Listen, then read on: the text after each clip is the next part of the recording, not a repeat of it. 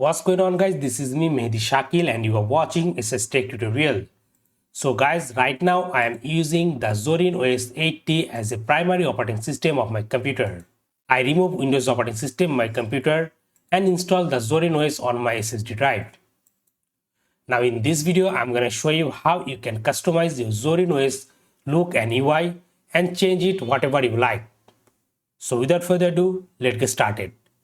So first of all, what I'm going to do, I'm going to change this dock to dynamic, and also I'm going to change this menu from this to GNOME. So for this, what I'm going to do, I'm going to right click on the taskbar, and from here I'm going to click on Zorin Appearance. Now from this different type of layout, I'm going to select this one. Then go to themes.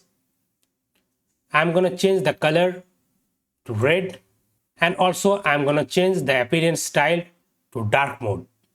Then go to effects, and from here I'm going to enable the jelly mode. Also I'm going to enable the desktop cube mode. Then click on desktop. I'm going to hide all the icons from my desktop. That's all I want to change from this Zorin appearance. Now also again, right click on your taskbar, then go to taskbar settings, go to positions and select the dynamic.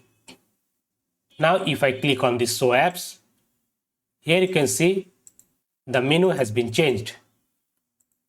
Now if you want to make any application or anything visible or hide, here if I click on visible show applications button, it's gonna hide the applications button. Also from the activities button, you can hide it. Now I'm going to change the wallpaper. So right click on your desktop, go to change background, and I'm going to select this background. So guys, like this, you can do the basic customization of your Zorin OS.